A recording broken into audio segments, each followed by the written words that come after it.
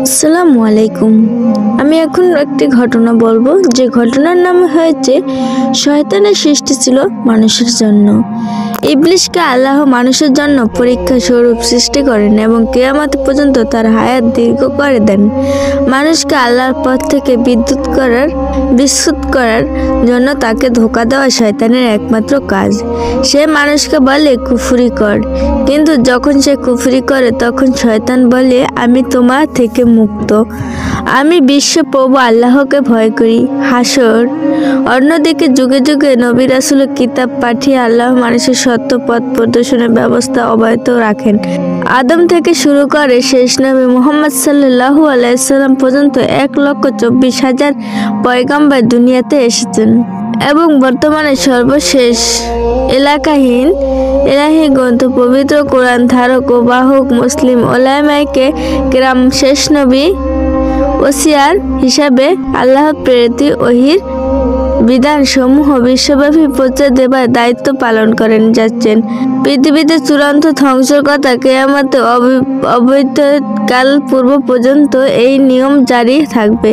শেষ নবীর ভবিষ্যদ্বাণী অনুযায়ী পৃথিবীতে এমন কোনো বস্তি ও ঝুপড়ির ঘর থাকবে না যেখানে আল্লাহর বাণী পৌঁছে দেবেন না।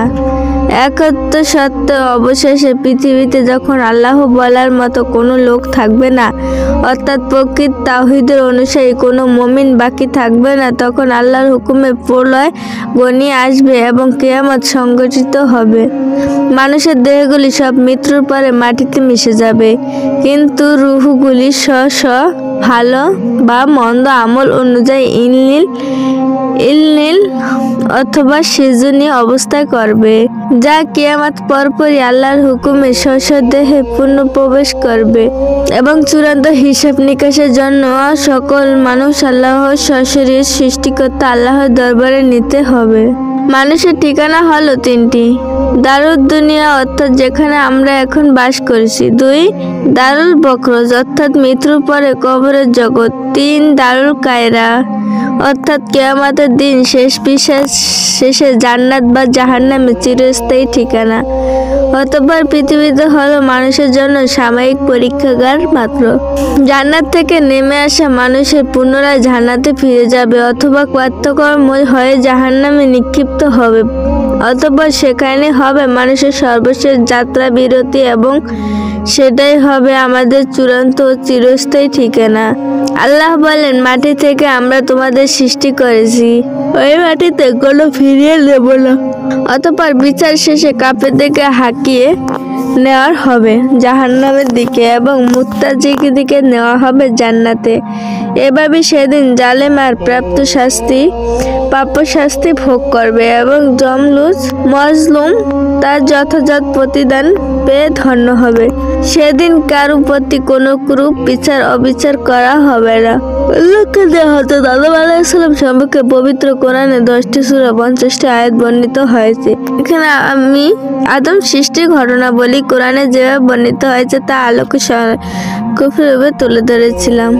বাইহাকি শরীফে আমিরুল মুমিনুন হযরত ওমর ফারুক রাদিয়াল্লাহু তাআলা আনহু থেকে বর্ণিত আছে, একদিন আমরা হুজুরকে সাথে তাহামার একটি পাহাড়ের ওপর বসেছিলাম। হঠাৎ এক বৃদ্ধ লাঠির ওপর ভর দিয়ে হুজুর সাল্লাল্লাহু আলাইহি সাল্লামের সামনে হাজির হলো এবং সালাম পেশ করলো। হুজুর সাল্লাল্লাহু আলাইহি সাল্লাম জবাব দিলেন ও ফরমালেন, ওর আওয়াজটা জিনের আওয়াজের মতো মনে হচ্ছে। পুনরায় হুজুর সাল্লাল্লাহু আলাইহি সাল্লাম ওকে জিজ্ঞাসা করলেন, তুমি কে? সে আরজ করলো, হুজুর আমি জিন, আমার নাম হামা, হিমের ছেলে। হিম হলো লাকিসের ছেলে এবং লাকিস হচ্ছে ইবলিশের ছেলে। হুজুর সাল্লাল্লাহু আলাইহি সাল্লাম ফরমালেন, তাহলে তো তোমরা ইবলিশের মধ্যে মাত্র 2টি প্রজন্মের ব্যবধান। পুনরায় জিজ্ঞেস করলেন, তোমার বয়স কত? সে বলল, ইয়া রাসূলুল্লাহ, পৃথিবীতে যতটুকু বয়স আমার বয়স ততটুকু হবে, তবে কিছু কম হতে পারে। যেদিন কাবিল হাবিলে হত্যা করছিল সেই সময় আমি কয়েক বছরের শিশু ছিলাম, তবে কথাবার্তা বুঝতাম, পাহাড়ে দৌড়াদৌড়ি করতাম, মানুষের খাদ্য শেষ চুরি করে নিয়ে আসতাম, মানুষের মনে কুমন্ত্রণাও দিতাম, যাতে ওরা আত্মীয় স্বজন প্রতিবেশীদের সাথে অসদাচরণ করে। হুজুর সাল্লাল্লাহু আলাইহি সাল্লাম ফরমালেন, তাহলে তো তুমি খুবই খারাপ। সে আরজ করল, হুজুর আমাকে ভৎসনা করবেন না, আমি আপনার সমীপে তওবা করতে এসেছি।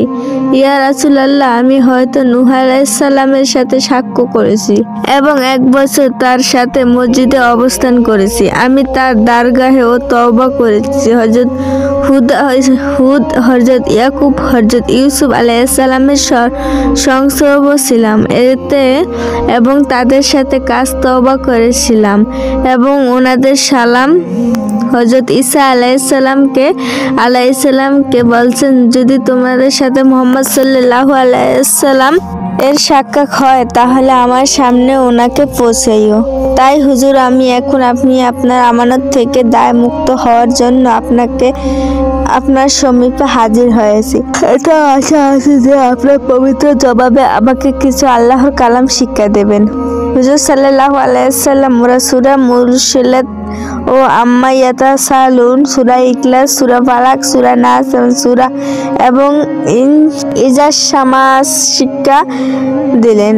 আরো ফরমালেন, হে হামা, যখন তোমার কোনো প্রয়োজন হয় আমার কাছে আসিও এবং আমার সংস্রব ত্যাগ করিও না। হযরত ওমর ফারুক রাদিয়াল্লাহু তাআলা আনহু বলেন, হুজুর সাল্লাল্লাহু আলাইহি সাল্লাম তো বেসাল ফরমালেন, কিন্তু হামা সম্পর্কে কিছু বলেন যাননি। আল্লাহ ভালো জানেন হামা কি এখনো জীবিত আছে নাকি মারা গেছে। সবক, আমাদের হুজুর সাল্লাল্লাহু আলাইহি সাল্লাম মানব জিন সকলের রাসূল। তার দরবারে জিন তত্ত্বসূত্র খোলাসাতুত তাফসীর। সাঈদ ইবনুল মুসাইব তার পিতা মুসাইব রাদিয়াল্লাহু তাআলা হতে বর্ণনা করেন, যখন আবু তালিব মুমূর্ষু অবস্থায় উপনীত হলেন যে রাসূল সাল্লাল্লাহু আলাইহি ওয়াসাল্লাম তার নিকট গেলেন। আবু জাহেল সেখানে ছিল। নবী সাল্লাল্লাহু আলাইহি ওয়াসাল্লাম লক্ষ্য করে বললেন, 4জন ইন্না লিল্লাহ কালেমাটি একেবারে পড়ুন, তাহলে আমি আপনার জন্য আল্লাহর নিকট কথা বলতে পারবো। হে আবু জাহেল এবং আব্দুল্লাহ ইবনু আল উমাইয়া বলল, হে আবু তালিব, তুমি কি আব্দুল মুত্তালিবের ধর্মেতে হতে ফিরে যাবে? এরা দুজন তাদের সাথে এক কথাটি বারবার বলতে থাকলো। সর্বশেষ আবু তালিব তাদেরকে সাথে যে কথাটি বলল, তাহলে আমি আব্দুল মুত্তালিবের মিল্লাতের ওপর আছি।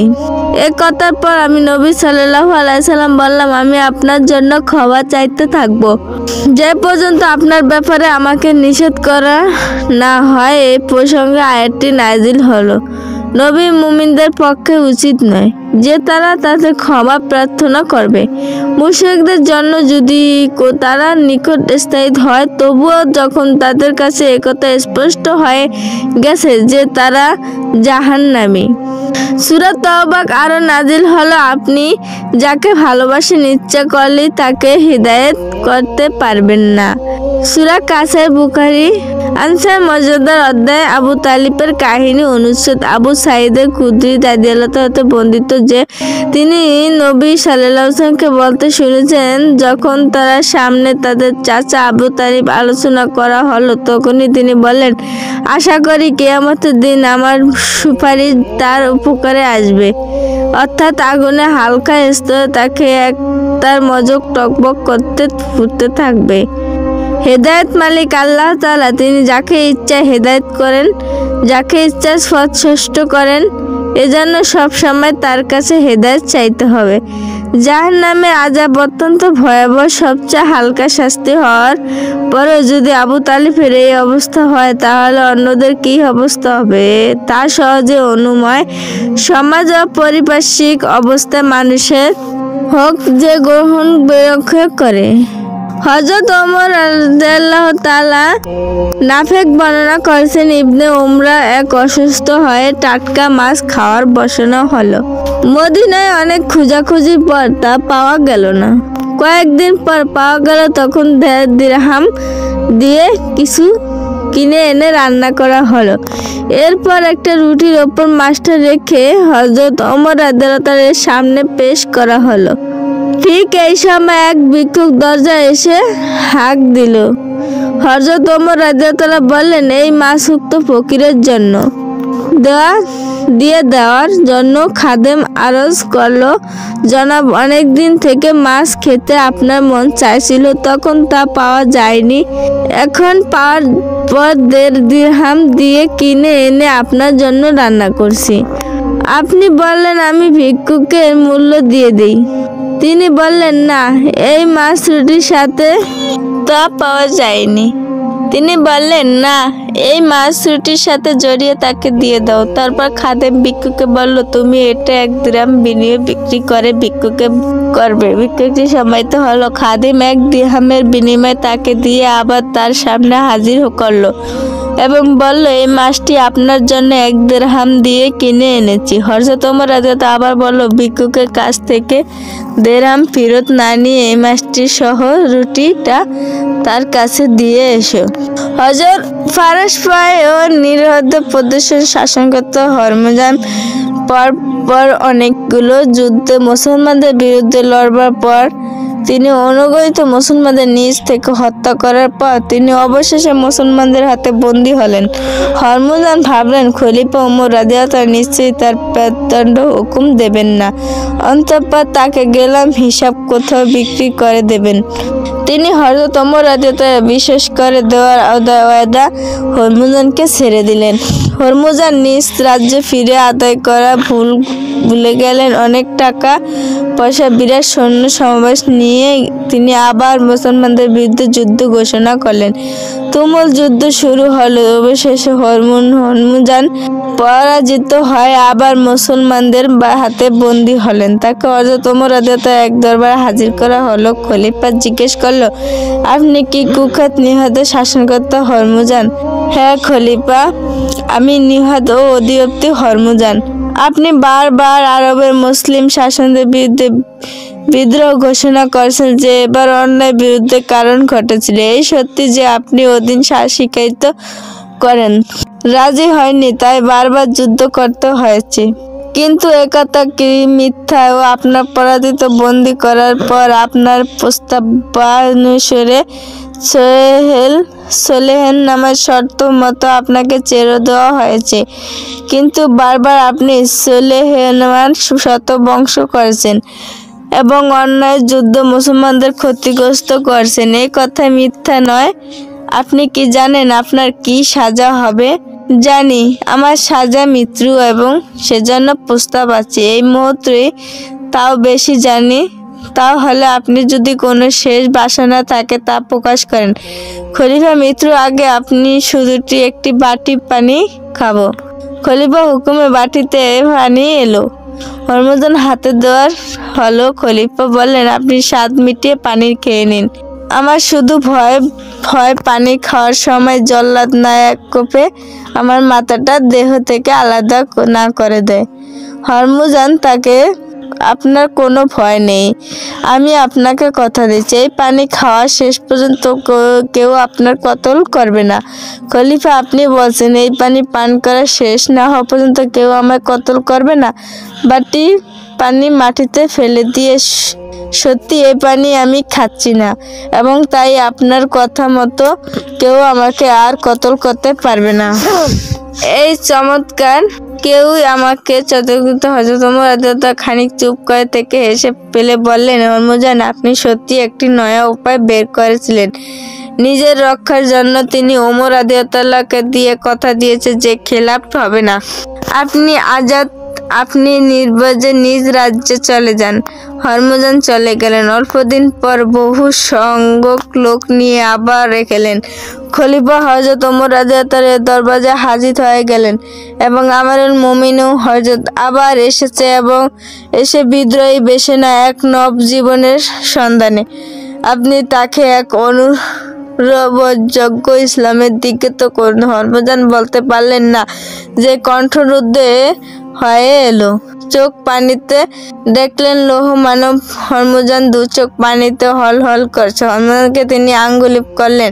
সিরিয়া বিজয়ের পর যখন তিনি এক এলাকায় সফর করেন, তখন সফর সঙ্গী ছিলেন তার এক গোলাম, আর দুজনের মধ্যে বহন ছিল একটি মাত্র উট। কিছুক্ষণ তিনি উঠে চড়তেন এবং গোলাম লাগলাম টানতে। ফেরাউন এক মেয়ের বিশেষ এক দাসী ছিল। মেয়ের যাবতীয় খিদমত করতে এই দাসী। তার সাজসজ্জা হয়তো এরই হাতে। সেও হযরত মুসা আলাইহিসসালামের প্রতি ঈমান রাখত, কিন্তু ফেরাউনের ভয়ে তা কখনো প্রকাশ করত না।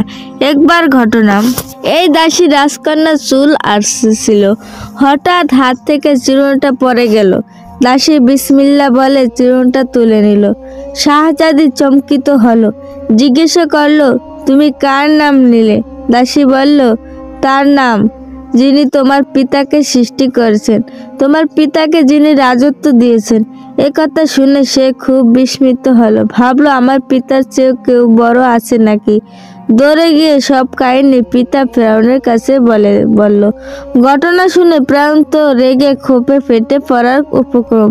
সে বাদীকে ডেকে খুব গালিগালাজ করলো, ধামাকা ধমকি করলো, কিন্তু বাদী স্পষ্ট ভাষায় বলে দিল, আপনি যা ইচ্ছা করুন, আমি ঈমান ত্যাগ করতে পারবো না। বাদী তো ধীরতায় ফেরাউন হতবাক হলো। সে মনে মনে করছিল চাপ দিলেই বাদী ঈমান ছাড়তে বাধ্য হবে, কিন্তু অস্পষ্ট জবাব তার মাথায় আগুন ধরিয়ে দিল। সে তাকে ঠিক শাস্তি দিতে মানস্থ করলো, এমন শাস্তি দিতে চাইল যা সকলের জন্য শিক্ষণীয়, এবং সেই শাস্তি দেখে ভবিষ্যতে কেউ আর আল্লাহর প্রতি ঈমান আনা করার দুঃসাহস দেখাবে না। ফেরাউন বাদীকে গ্রেপ্তার করে তার উপর নির্যাতন স্টিমার রোলার চালায়। সে প্রথম বাদীতে হাতে পায়ে পেরেকে ঢুকিয়ে দিল।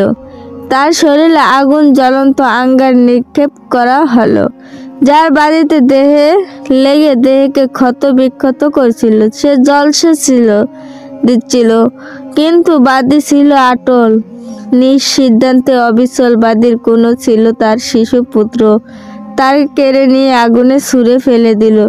মায়ের চোখের সামনে শিশু বাচ্চা মুহূর্তে পুড়ে ছাই হয়ে গেল। এই শিশুটি আগুন থেকে বলল, মা ধৈর্য করুন, সাবধান, ঈমান ছাড়বেন না। শিশুকে আগুন নিক্ষেপ করা হলো। বাদী খোদা প্রেম ভাটা পড়ল না, আল্লাহ মহব্বত, সে তার ঈমান আটক রাখলো। বাদীর এই ধীরটায় ফেরাউন আগুনে নিক্ষেপ করলো। বাদী আল্লাহ মহব্বত সামনে নিয়ে প্রাণ কুরবানি করলো, সন্তানকে উৎসর্গ করলো। সে এর মাধ্যমে জগতের বুকে আল্লাহ প্রেম ধীর ঈমান ইতিহাস রচনা করলো। এক বাদশার একটি বাগান ছিল। বাগানটি ছিল অনেক বড় এবং বিভিন্ন স্তর বিশিষ্ট। বাদশাহ এক লোককে ডেকলেন, তার হাতে একটি ঝুড়ি দিয়ে বললেন, আমার এই বাগানে যাও এবং ঝুড়ি বোঝাই করে নানা রকম ফলমূল নিয়ে আসো।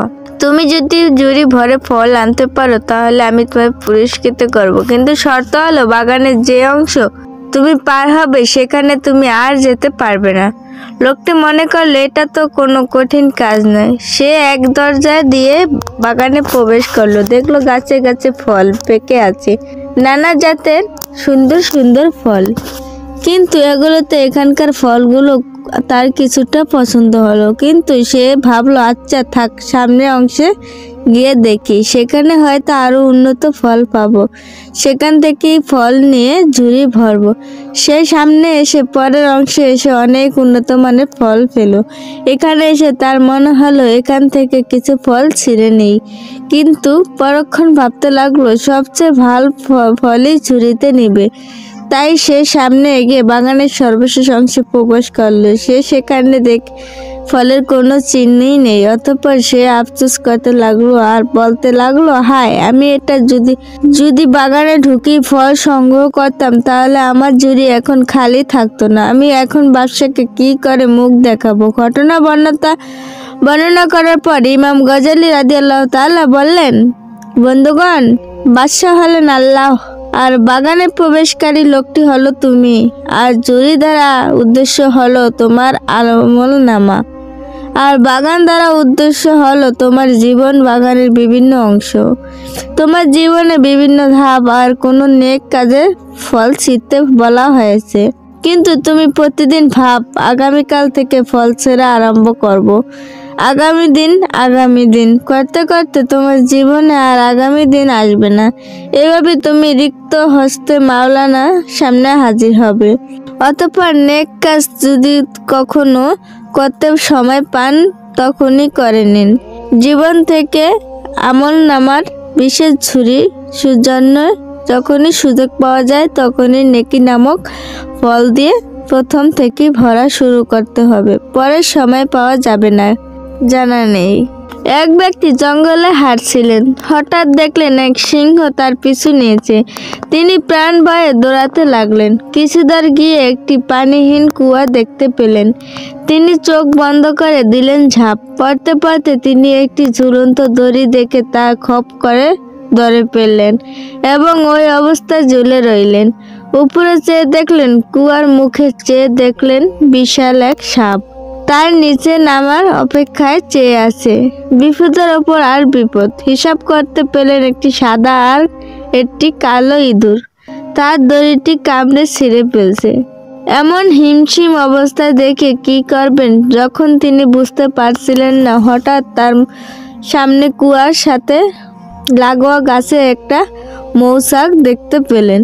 তিনি কি মনে করে সেই মৌচাকে মধু আঙ্গুলে ডুবিয়ে তার চেটে খেলেন। সেই মধুর মিষ্টতা এই ব্যক্তি বেশি ছিল যে তিনি কিছু মুহূর্তের জন্য উপরে গর্জনের সিংহর নিচে হা করে থাকা সাপ আর দড়ি কাটা ইঁদুরের কথা ভুলে গেলেন।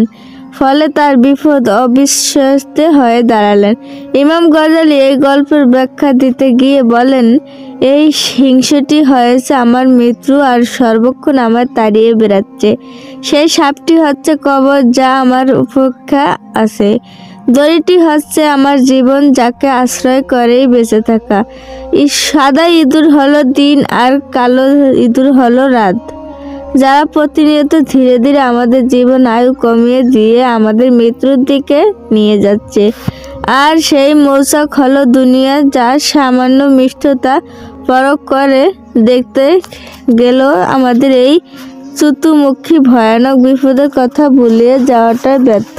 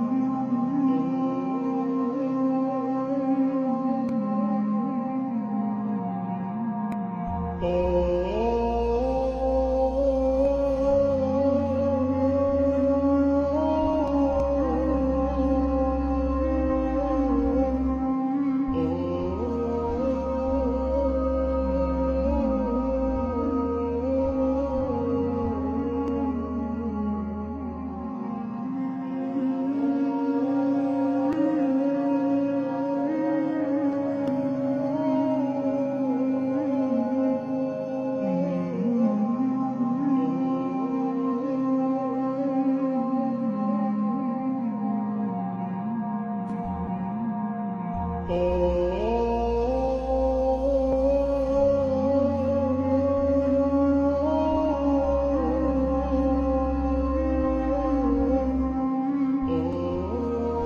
রিক্ত হস্তে মাওলানা সামনে হাজির হবে।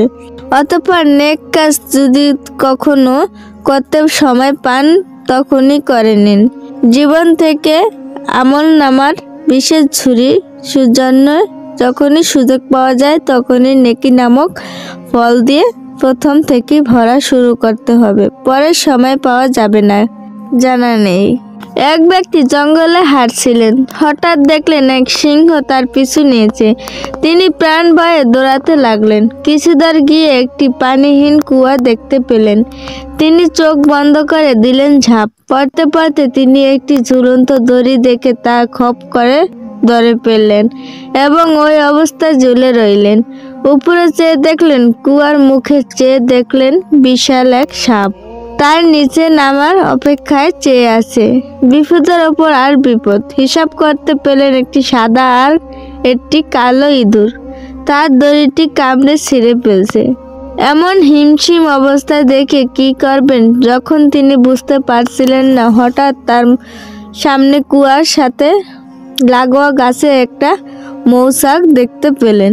তিনি কি মনে করে সেই মৌচাকে মধু আঙ্গুলে ডুবিয়ে তার চেটে খেলেন।